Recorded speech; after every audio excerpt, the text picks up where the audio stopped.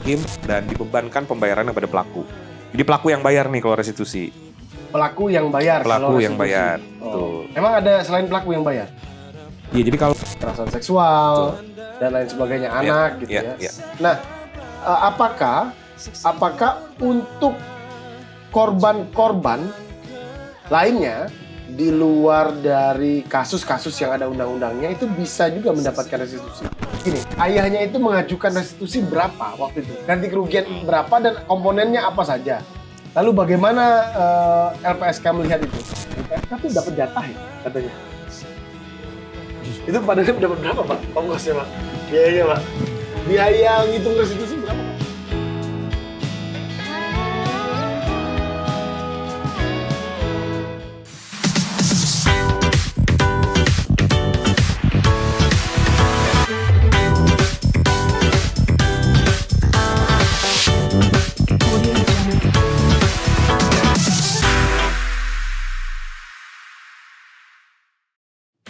Halo sahabat, jumpa lagi dengan saya di Sapa, Sahabat Menyapa, episode 12. Bersama saya Ruli Novian, kali ini kita akan coba membahas kasus yang sangat miris ya, terjadi di awal tahun 2023 dan saat ini sedang berlangsung persidangannya di Pengadilan Negeri Jakarta Selatan. Kasus penganiayaan terhadap anak yang cukup mengenaskan yang dilakukan oleh orang dewasa terhadap anak hingga menyebabkan beberapa fungsi dari anak itu mengalami gangguan. Kasus David Ozora yang beberapa waktu lalu sempat ramai diperbincangkan dan dibicarakan oleh masyarakat pada umumnya. Namun kita tidak akan membahas kasusnya secara menyeluruh. Kita akan berbicara dan membahas tentang restitusi. Restitusi salah satu tugas dan fungsi dari LPSK yang akan kita coba bahas dan diskusikan dengan narasumber pada hari ini. Nah, kita mengundang kemarin yang sempat ramai di persidangan ketika LPSK menghadirkan penilai atau ahli di bidang penilaian terhadap ganti kerugian korban yang kiprahnya sudah sangat luar biasa sepertinya ahli itu, dan dia sudah ngelotok kayaknya ya di LPSK sendiri, dan dia juga sebetulnya teman saya yang udah cukup lama bersama di LPSK. Kita sambut Bapak Mas Kakanda Abdanep Jopa Coli. Yeay. Terima kasih Pak Ruli. Iya, selamat datang Pak. Selamat dulu Pak. Iya benar. Batuknya udah sehat Pak? Insya Allah. Kapan sehat Pak? Nanti. Oke, sahabat semua, ya Mas Danep ini adalah salah satu dari ahli penilai restitusi yang ada di LPSK, dan bukan kebetulan ya, kemarin dia menjadi ahli yang diminta keterangannya di pengadilan untuk menjelaskan tentang pengajuan restitusi yang diajukan oleh korban kepada Pengadilan Negeri Jakarta Selatan. Bukan begitu Mas Danep? Begitu Pak Ruli. Begitu ya? Ditugaskan untuk memberikan keterangan sebagai ahli. Ditugaskan ya? Ditugaskan. Udah sering Pak Danep? Beberapa kali. Beberapa kali. Oke. Nah, kita bisa berbincang-bincang ya tentang, mungkin belum banyak sahabat yang memahami atau mengetahui tentang restitusi itu sendiri.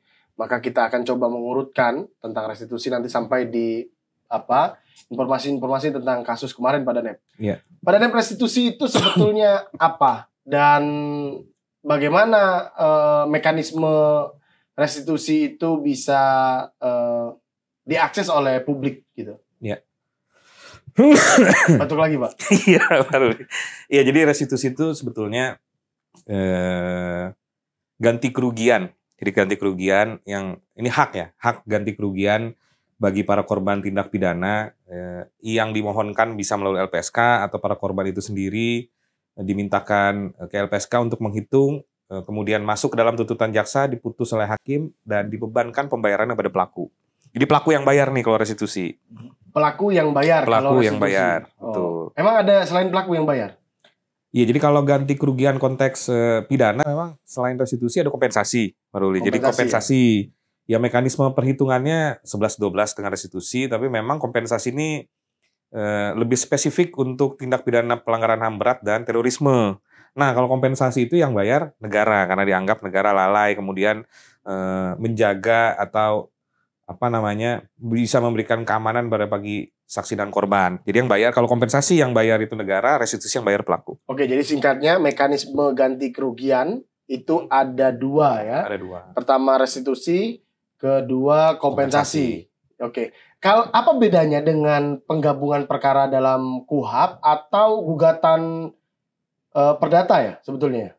Ya ini sebetulnya restitusi ini juga berangkat dari konsep penggabungan itu sebetulnya. Nah yang kemudian awalnya dulu itu kan kalau kita baca undang-undang gitu ya, baca undang-undang yang restitusi memang pertama ada di undang-undang HAM.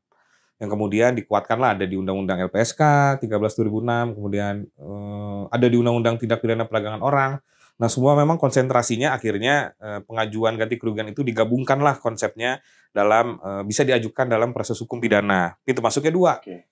Bisa melalui LPSK, jadi saksi korban bisa minta ke LPSK untuk dihitung atau mereka sendiri yang memberikan perhitungan itu kepada aparat penegak hukum. Oh, jadi sebetulnya korban secara langsung bisa ke pengadilan? Bisa juga mengajukan. Atau memang setahu saya kan memang kewenangan untuk melakukan penilaian ganti kerugian berupa restitusi atau kompensasi itu ada di LPSK. Gitu. Betul. Nah, apakah memang pernah ada pengalaman yang sepengetahuan Pak Danep korban yang langsung ke pengadilan gitu? Secara formal memang jalannya untuk mengajukan restitusi di beberapa undang-undang memang dibuka dua jalan, bisa si korban langsung, bisa LPSK. Namun kan memang dalam perkembangannya ya aparat penegak hukum menilai karena LPSK ini kan punya mekanisme penilaian kewajaran, sementara kalau korban ini kan hanya pure angka yang dimohonkan. Nah sehingga banyak juga dalam beberapa tahun terakhir nih justru permohonan restitusi itu datang dari APH itu sendiri. Oh jadi penegak polisi, jaksa yang itu memintakan penilaian restitusi. Betul. Oke. Jadi saya ingat banget ya waktu dulu ya pertama kali LPSK melakukan penanganan terhadap restitusi itu LPSK sangat membutuhkan effort yang tinggi untuk menjelaskan tentang ini barang apa nih restitusi gitu ya. Iya. Nah kalau sekarang malah banyak dari penegak hukum yang juga sudah mengajukan atau meminta LPSK untuk melakukan penilaian restitusi gitu ya. Iya. Itu betul. Untuk semua kasus atau apa? Jadi memang dulu itu makanya ya dalam konteks peraturan perundang-undangan gitu ya, restitusi makin kesini kemudian banyak penguatan di beberapa undang-undang ya, trafficking, kemudian anak gitu ya. Undang-undang paling baru tuh 12/2022 soal tindak pidana kekerasan seksual. Nah, jadi memang mewajibkan juga khususnya misalnya dalam kasus-kasus trafficking atau anak gitu, restitusi wajib disampaikan oleh penyidik. Jadi penyidik sebenarnya yang nyampein ke korban, ini ada hak atas restitusi loh, mau mengajukan atau tidak. Jadi memang dengan penguatan undang-undang itu kemudian ya banyak aparat penegak hukum memang membutuhkan perhitungan restitusi LPSK. Oke, tadi bicara tentang nilai kewajaran ya. Iya. Saya akan mencoba mendalami lagi tentang nilai kewajaran nanti, tetapi jadi tadi disampaikan ada beberapa undang-undang dan regulasi yang menegaskan secara eksplisit ya, secara eksplisit bahwa korban memiliki hak restitusi. Betul. TPPO, kemudian kekerasan seksual, betul, dan lain sebagainya, anak gitu ya. Nah, apakah untuk korban-korban lainnya di luar dari kasus-kasus yang ada undang-undangnya itu bisa juga mendapatkan restitusi? Iya, kalau kita kembali ke awal kan restitusi ini mekanisme meminta ganti kerugian untuk korban, jadi hak korban untuk minta ganti kerugian di dalam proses hukum pidana. Nah memang salah satu tantangan restitusi ini beberapa peraturan kemudian dilekatkan dengan jenis tindak pidana. Misalnya kalau kasusnya tindak pidana perdagangan orang, maka mekanisme restitusi melekat di Undang-Undang 21 tahun 2007 misalnya. Nah di luar TPPO atau kekerasan seksual, sebetulnya ada juga dasar undang-undang, misalnya undang-undang LPSK, Undang-Undang 31 2014. Korban ya. Betul, di situ dijelaskan ya pada prinsipnya korban dalam semua tindak pidana dapat mengajukan restitusi. Oke, termasuk yang mengalami kerugian ekonomi. Betul. Sepanjang diputuskan oleh LPSK. Makanya ada mekanisme disyaratkan sesuai dengan keputusan LPSK. Oke, di luar itu ya. Di luar itu. Oke, termasuk perma kalau nggak salah juga seperti itu ya. Betul. Berdasarkan keputusan LPSK. Nah, kita balik lagi soal ke kasus yang tadi saya sampaikan di awal. Nah, kalau dalam kasus itu boleh cerita Pak, gimana sampai kemarin Pak Danep itu di pengadilan kayaknya lihat-lihatan sama terdakwa itu gimana ceritanya Pak? Iya, jadi kalau boleh agak mundur dikit ya. Iya. Mundur dikit. Boleh Pak, mundur banyak juga boleh. Pak, ini kan awalnya kasusnya viral. Kemudian LPSK melakukan tindakan proaktif. Jemput bola. Kemudian ya beberapa pimpinan mendatangi keluarga dari korban. Menyampaikanlah ada hak korban nih di dalam proses hukum pidana. Apa saja itu haknya Pak? Ada terkait dengan perlindungan, misalnya perlindungan, pendampingan, perlindungan fisik, pengamanan melekat, itu semua disesuaikan dengan tingkat ancaman. Kemudian hak kedua itu terkait dengan segala sesuatu terkait pemulihan, ya pemulihan medis, psikologis, restitusi. Nah, yang ketiga hak terkait ganti kerugian atau restitusi. Nah, memang waktu awal itu keluarga hanya mengajukan pemenuhan hak prosedural atau biasa mungkin dalam praktek ini pendampingan. Ya. Kemudian sambil minum Pak. Iya. Kemudian rehabilitasi medis. Pada awalnya keluarga ini memang tidak mengajukan restitusi. Oke, jadi korban atau yang diwakili bapaknya, orang tuanya, itu di awal perkenalan dengan LPSK tidak mengajukan restitusi. Tidak mengajukan restitusi. Tapi sudah disampaikan oleh LPSK. Sudah disampaikan. Bahwa ada hak loh gitu. Iya, ada terus? hak. Berjalan waktu kemudian kasusnya ini oleh jaksa saat berkas dilimpahkan ya dari kepolisian ke jaksa, ada petunjuk di P19 jaksa kepada penyidik, salah satunya meminta restitusi. Itulah yang menjadi dasar kemudian penyidik mengontak LPSK mengkomunikasikan ini soal restitusi ini menjadi salah satu petunjuk jaksa untuk dilengkapi dalam berkas. Ya. Nah, berangkat dari situ kemudian LPSK komunikasi lagi dengan ayahnya, ya, ayah David dan kuasa hukumnya terkait dengan restitusi. Nah, disitulah kemudian mereka mengajukan permohonan perhitungan restitusi yang diajukan. Sebentar Pak, saya tarik lagi ke belakang. Bahwa sebetulnya di awal tidak mau ya? Di awal mereka tidak mau. Keluarganya tidak mau. Kenapa tidak mau Pak? Waktu itu dari komunikasi memang ya kasus itu saat LPSK kemudian proaktif disampaikan oleh keluarga, memang mereka tidak mau mendapatkan uang. Oke. Situasi korban ya. Situasi korban saat itu. Mungkin dianggap bahwa itu ganti dalam konteks anak saya sudah mengalami penyiksaan, penganiayaan seperti itu. Betul. Nggak mau lah ya kan? Nggak mau menerima uang sepeser pun.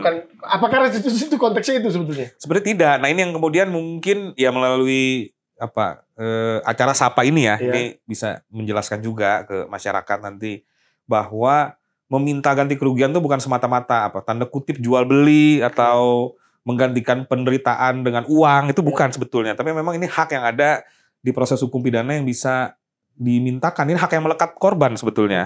Tanpa mempengaruhi hukum ya, hukuman nantinya ya. Iya. Jadi memang hak seorang korban untuk meminta ganti kerugian. Betul.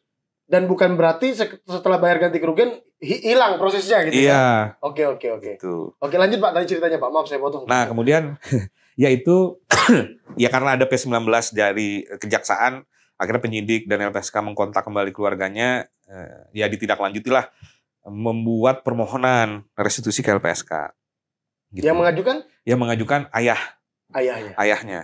Karena waktu itu kan kondisi David juga saat restitusi itu kondisi David masih di ICU Mayapada kalau nggak salah. Jadi secara medis juga memang saat itu belum sadar.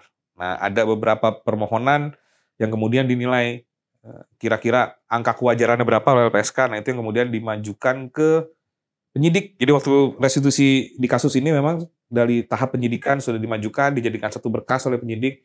Tim LPSK juga di BAP. Di BAP diminta keterangannya. Bapak di BAP waktu itu? Saya waktu itu di BAP.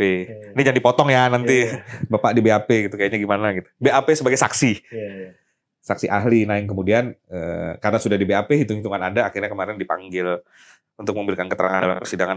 Oh, berarti laporan kemarin hasil penilaian restitusi itu sudah sejak tahap penyidikan. Tahap penyidikan. Sudah dalam bundel perkara berarti. Sudah. Oke. Nah, saya menyaksikan persidangannya ya beberapa kali selain persidangan Pak Danep gitu ya. Ada juga keluarga korban atau ayahnya yang juga ditanyakan oleh majelis hakim gitu ya. Dan majelis hakim menyampaikan tentang apakah mengajukan restitusi gitu. Nah, itu memang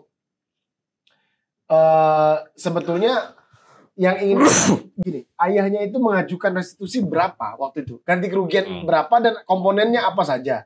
Lalu bagaimana LPSK melihat itu? Ya, jadi waktu itu kalau bicara angka ya, memang dari keluarga itu mengajukan ganti kerugian sebesar 50 miliar. 50-an ya? 50-an miliar. 50 miliar, kemudian komponen-komponennya sebetulnya terkait dengan ganti rugi, transportasi, konsumsi. Jadi saat kemudian David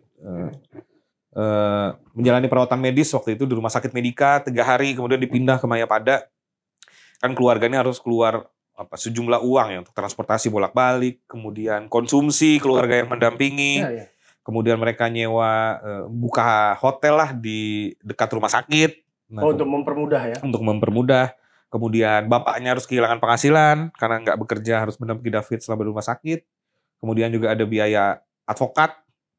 Terus kemudian segala sesuatu yang berkaitan dengan penggantian medis, jadi ya perawatan selama di Medika yang sudah dibayarkan. Nah, terakhir memang ada komponen penderitaan, jadi kehilangan David harus kehilangan masa depannya, cita-citanya, kemudian waktu sekolah harusnya bisa sekarang mengikuti jadi tidak. Nah, ini penderitaan yang menurut keterangan dokter, memang menurut keterangan dokter Mayapada ini mereka telah membuat kesimpulan, proyeksi sebetulnya, proyeksi selama 1 tahun ke depan bahwa David memang itu butuh 2 miliar dalam setahun. Jadi 2 miliar itu suster atau perawat. 2 miliar itu untuk penanganan medisnya aja. Penanganan medis. Bukan yang lain-lain kan. 2 miliar itu untuk pembiayaan itu saja ya. Iya. Yaitu kursi khusus, kemudian obat, vitamin, perawat. Nah, itu butuh 2 miliar dalam setahun. Nah, itulah kemudian kalau banyak pertanyaan juga, ini sebetulnya 120 miliar komponennya apa? Salah satu yang besar ya penderitaan itu. Penderitaan ya. Jadi penderitaan ini proyeksi terkait biaya medis yang dibutuhkan, betul. Ditambah mungkin biaya-biaya atau dampak situasi itu ya. Iya, betul. Ya kalau sebentar, Pak. Jadi tadi diajukan 50 miliar. Iya. Kemudian dinilai LPSK 120 miliar. 120 miliar 388 juta 911.030 rupiah, betul? Iya, itu. Itu yang dinilai LPSK. Betul. Tadi Bapak sampaikan yang diajukan oleh korban 50 miliar. Betul. Nah, ini gimana nih menjelaskannya nih? Iya, angkanya naik gitu ya? Iya. Apakah setiap restitusi yang dihitung LPSK pasti naik atau gimana? Dalam kasus ini gimana, Pak? Jadi soal restitusi dulu ya. Jadi memang restitusi ini sifatnya sama lah dengan bentuk-bentuk perlindungan yang lain. Jadi korban kemudian memohon, entah itu memohon bentuk-bentuk perlindungan dan permohonan soal restitusi. Program perlindungan ya? Ya, program perlindungan atau restitusi itu diserahkan kepada para korban. Jadi mereka mau mohon apa itu diserahkan kepada korban. Jadi kalau ada pertanyaan misalnya, kok sama-sama kasus kekerasan seksual tapi angkanya bisa beda gitu. Ya ini karena diserahkan ke mereka. Ada perbedaan komponen-komponen yang diajukan, jadi pasti angkanya tuh nggak mungkin sama. Gitu. Nah, spesifik ke kasus ini, kenapa dari 50 miliar jadi 120 miliar? Kalau kita bagi memang dari 120 miliar itu 118 miliarnya adalah proyeksi pemulihan. 118 miliar? Iya. Dari 120, berarti 2 miliar aja sebetulnya 2 miliar yang kemudian transport, nyewa hotel, kemudian makan, kehilangan gaji bapaknya, nah itu sekitar 2 miliar. Nah sisanya 118 itu ya proyeksi pemulihan David. Sampai umur 71 tahun. Wow. Jadi dihitung proyeksi itu 1 tahunnya membutuhkan berapa? Dikali sisa, bukan sisa maksudnya itu proyeksi 71 tahun. Iya. Jadi makanya kenapa itu, Pak? Apa usia pensiun atau apa itu maksudnya, Pak? Jadi waktu itu tim penilai kemudian berpikir kita kan berangkat dari nilai proyeksi rumah sakit selama 1 tahun. Ya mungkin dari sisi medis dokter bukan nggak berani, tapi dokter juga mungkin tidak bisa memprediksi sejauh itu juga karena harus melakukan evaluasi. Gitu karena umur. Ya. Nah kemudian tim itu berangkat, David ini butuh 2 miliar loh setahun. Pertanyaannya kan 2 miliar ini dihitung sampai kapan nih? Nah, kemudian tim penilai itu menghitung dari situs BPS sebetulnya. Kira-kira umur rata-rata. Lah maksudnya BPS apa gimana? Kita ngelihat ke ini datanya, Badan Pusat Statistik. Iya. Bahwa mereka yang hidup di Jakarta, karena David ini kan Jakarta nih. Iya. Bahwa rata-rata umur orang hidup di Jakarta itu sampai umur 71 tahun. Oh, ada itu ya? Ada. Jadi memang kalau di Jakarta dibagi lagi, emang orang Jaksel. Kalau Depok? Depok kalau nggak salah 68, 69. Oh, Bapak Depok ya? Iya, saya Depok. Saya ngecek. Masih lama juga ya. Ya, jadi Jakarta sendiri itu sebenarnya dibagi. Jadi ada Jaksel, Jaktim, Jakpus, Jakbar. Beda-beda lagi? Beda-beda. Jaksel paling lama nih? Jaksel paling umur hidupnya paling panjang. Bahagia orang Jaksel? 71,4 tahun. Bapak kan kenapa dari Jaksel pindah Depok, Pak? Ya, saya lebih dekat ke kantor. Oh gitu. Iya. Bukan rumahnya lebih dekat. Bukan. Jadi Gitu. oke, makasih pada ada penjelasan. Jadi bukan angka total sembarangan ya kalinya itu ya. Artinya memang ada data, argumentasi yang kuat bahwa menurut Badan Pusat Statistik itu usia rata-rata orang yang tinggal di Jaksel 71 tahun. Betul. Maka dari itu nilai kewajarannya proyeksi dokter dikali usia itu. Iya, jadi dari 118 miliar ini, kemudian kan kita awalnya berangkat dari perhitungan rumah sakit selama 1 tahun kebutuhan David itu 2 miliar. Iya. Nah, pertanyaan yang kemudian kan sampai kapan kita hitung? Nah, berangkat dari beberapa literatur bahwa mereka dari 100% yang menderita penderitaan atau jenis penanganan medis ya, atau jenis penanganan medis yang saat ini sedang dijalani David, dari 100% hanya 10% orang yang sembuh. Jadi 90% itu akan menghabiskan hidupnya di tempat tidur. Jadi memang kemungkinan sembuh hanya 10%. Jadi dari 100 orang hanya 90 lah yang hanya 10% yang berhasil. Analisis atau diagnosa medis ya. Diagnosa medis. Oke. Nah, artinya kan kemudian dengan mereka yang kemudian mengalami kondisi seperti yang David alami saat ini, itu kemungkinan untuk sembuhnya lebih kecil. Oke. Maka kemudian tim menilai, artinya kemungkinan sembuh karena lebih sedikit. Sampai kapan kita hitung? Awalnya memang ada diskusi apakah kemudian kita hitung berdasarkan umur produktif. Nah, sementara umur produktif ini kami berpendapat nggak adil juga karena David kemudian menjadi korban bukan saat dia umur produktif sebetulnya. Jadi jauh sebelum umur produktif udah jadi korban. Makanya kemudian dihitung sampai 71 tahun dikurangi umur dia saat menjadi korban itu kalau nggak salah 54 tahun. Nah, angka 54 tahun dikali 2 miliar. Oke. Jadi semua ada argumentasi yang kuat dan mendasar ya. Iya. Oke. Jadi itu sahabat bahwa penilaian itu bukan suka-suka dari penilai LPSK ya Pak ya. Jadi ada argumentasinya.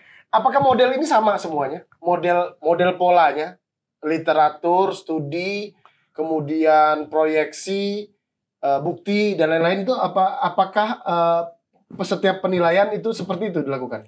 Ya kalau bagaimana cara menilai tim penilai LPSK mungkin pola atau mekanisme menilai itu ya memang sama semua tim penilai. Cuman polanya sama ya. Polanya sama. Cuman apa yang dihitung LPSK ini kan kembali permohonan, tergantung permohonan dan kasusnya juga. Iya.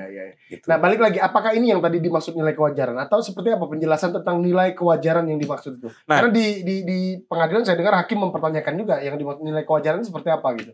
Ya itu, maka nilai kewajaran itu berangkat dari penilaian atas permohonan restitusi. Kan kalau dalam kasus ini ayahnya meminta 50 miliar. Dari komponen-komponen yang diajukan, kemudian LPSK menempatkan komponen ini sesuai dengan yang di undang-undang gitu ya. Jadi ada ganti kerugian atas kehilangan, penderitaan, penggantian biaya medis.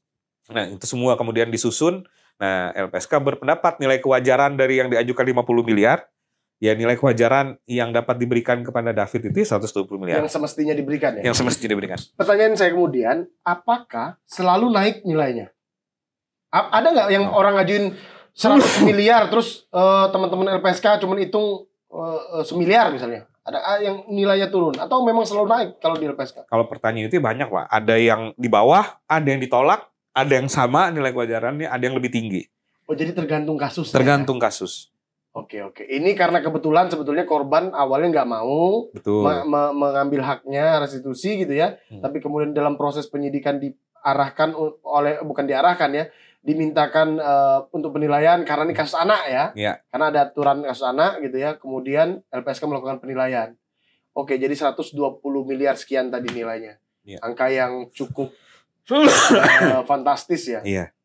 Dalam pengalaman Pak Danep itu angka tertinggi atau gimana? Ya kalau sampai angka segitu sebetulnya ada beberapa di kasus lain ya. Oke. Cuman nggak Terekspos. mungkin tidak terekspos. Yang kedua angkanya juga nggak di atas 30% lah mungkin dari penilaian. Total penilaian ya. Setahu saya yang kasus-kasus ada TPPU-nya lebih dari itu ya. Iya. Gede-gede banget itu. Gede-gede. Capek ya? Ya lumayan. Tapi kan tugas ya. Sudah lama Bapak jadi penilai di LPSK. Bapak ini sebenarnya apa jabatannya Pak di LPSK, Pak? Saya kebetulan aja nih ya. Oh, kebetulan, Pak? Iya. Jadi kalau di LPSK sendiri sebagai tenaga ahli di Biro Pemenuhan Hak Saksi dan Korban.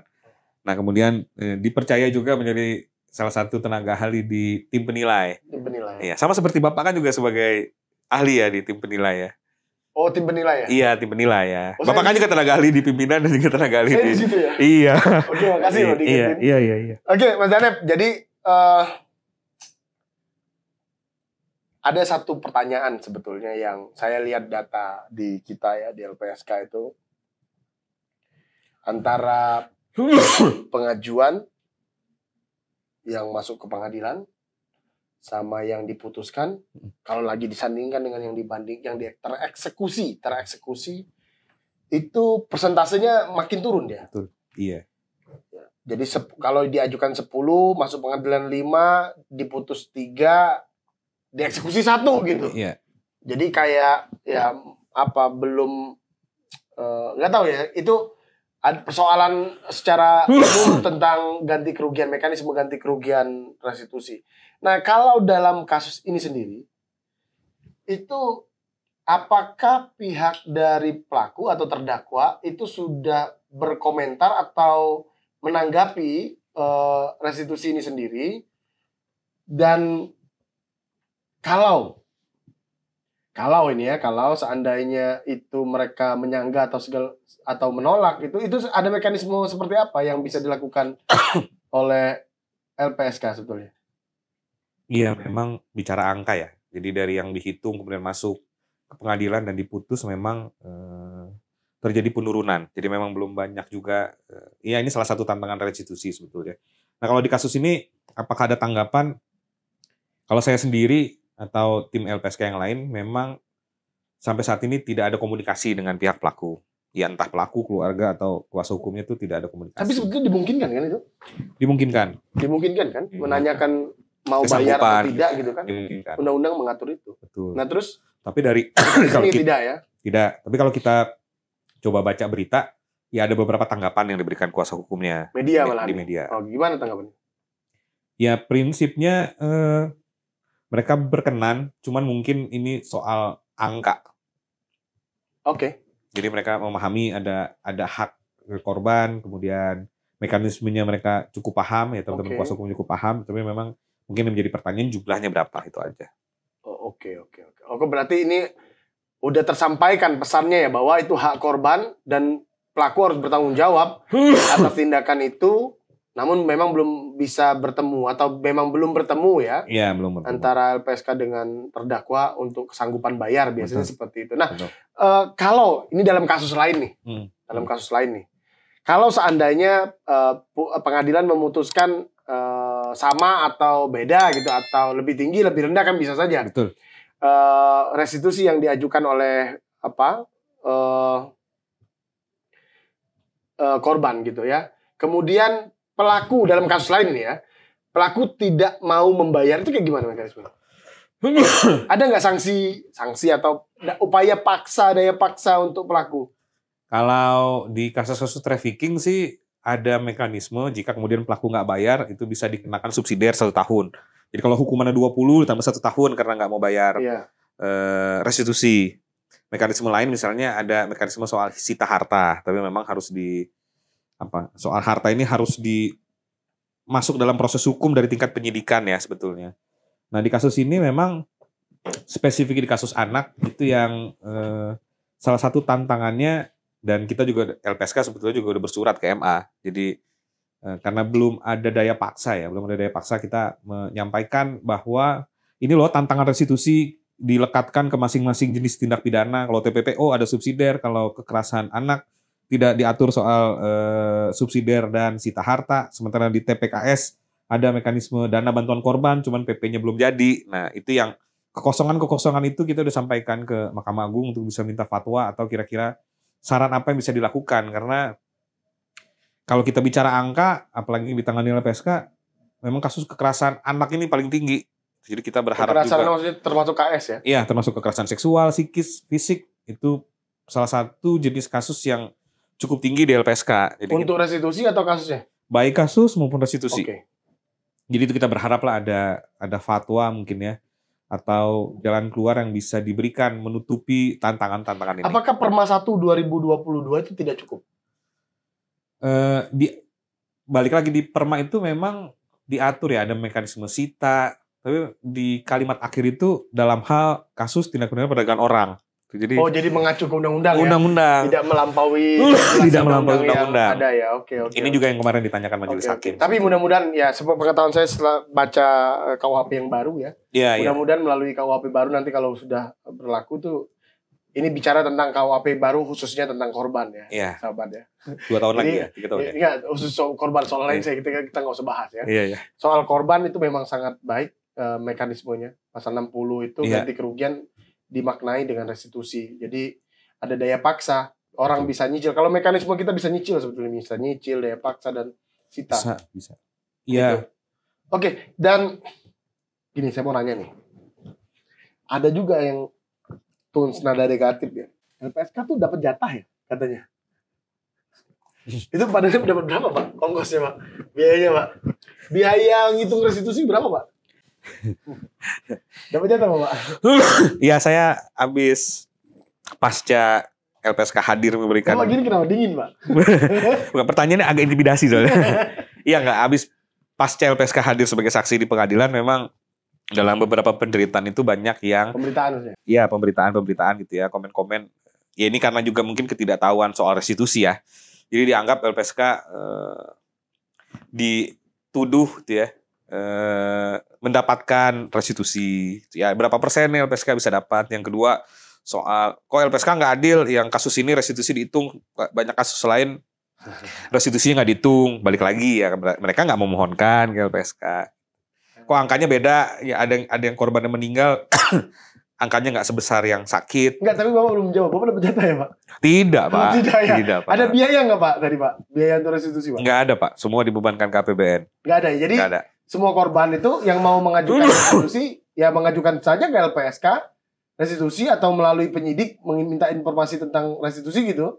Dan LPSK ketika membantu melakukan penilaian nggak bayar gitu ya? Nggak bayar. Ya ini juga mungkin informasi juga nih. Mau minta perlindungan atau perhitungan restitusi, nggak ada biaya yang dikenakan kepada korban. Gratis? Gratis. Oke. LPSK gratis Pak? Gratis. Jadi kalau ada yang minta mungkin LPSK swasta mungkin ya. Iya. Oke. Jadi ya menarik ya. Orang belum begitu memahami tentang mekanisme restitusi, dan tentu kita melalui program-program begini Pak, cara-cara begini Pak, menyampaikan tentang restitusi, menyampaikan mekanismenya, ganti kerugian gitu ya, dan hal-hal lain. Tentu kita dalam acara ini tidak bisa menjawab semua pertanyaan orang. Iya. Tapi kalau teman-teman sahabat semua ada yang ingin bertanya, silakan ditulis di kolom komentar. Nanti saya teruskan kepada Nep biar dia jawab. Pada Nep mengikuti ada nggak channel YouTube kita nggak? Ikutin dong, follow. Follow. Channel YouTube kok follow Pak? Iya kan channelnya di subscribe. Iya. Kalau IG Pak yang follow Pak? Iya, saya ketukar. Saya terlalu banyak medsos Pak. Iya. Oh Bapak banyak medsos? Banyak. Bukan satu? Pertanyaannya atas nama apa kan gitu. Iya. Oke Pak, jadi terima kasih Pak. Sama-sama sudah Pak. Menjelaskan restitusi, mekanisme ganti kerugian yang memang merupakan hak korban kejahatan.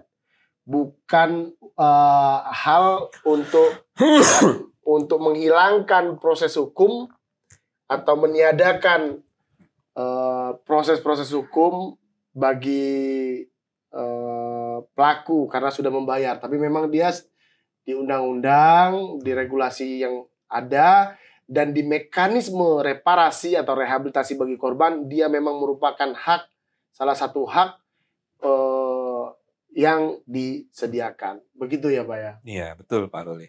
Pak, harapannya apa Pak? Untuk restitusi, untuk mekanisme restitusi, untuk ganti kerugian bagi korban kejahatan di masa yang akan datang ya. Karena Bapak mau nggak mau kan Bapak terlibat aktif ya di penilai, di pasukan penilai. Pasukan LPSK penilai banyak Pak? Banyak Pak. Ada berapa Pak? 3? Oh enggak. 50-an orang kalau nggak salah. Termasuk Bapak juga kan ya? Saat ini sudah 50-an ya? 50 kalau saya tidak salah ya. Ya Pak, saya lagi jadi host Pak ini Pak. Oh iya.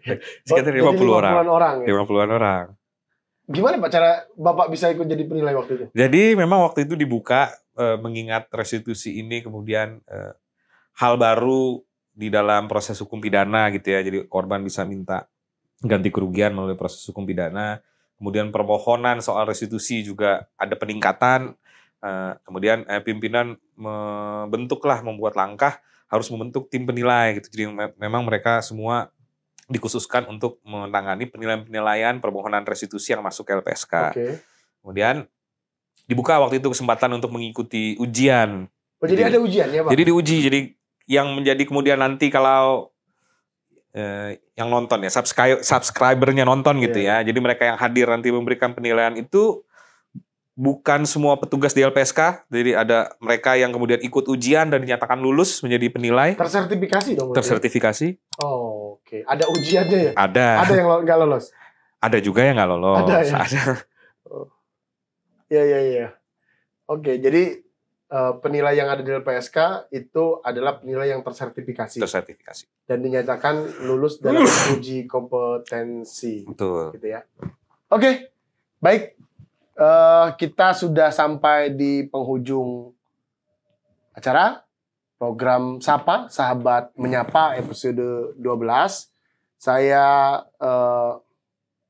ingin menyampaikan bahwa restitusi tadi sudah kita bahas dan restitusi merupakan hak bagi korban. Untuk itu orang yang kemudian bagi sahabat-sahabat yang kemudian mengetahui atau punya informasi tentang kebutuhan mengakses restitusi melalui LPSK, jangan sungkan untuk menanyakan hal-hal yang berhubungan dengan restitusi pada channel ini. Kita akan sampaikan, akan kita teruskan, dan kita akan tentu follow up untuk lebih lanjut. Pak Danep, terima kasih saya ucapkan. Sama-sama Pak Ruli. Sahabat, jangan lupa subscribe, komen, share, dan like. Oke, nantikan terus kami di program Sahabat Menyapa episode berikutnya. Dah.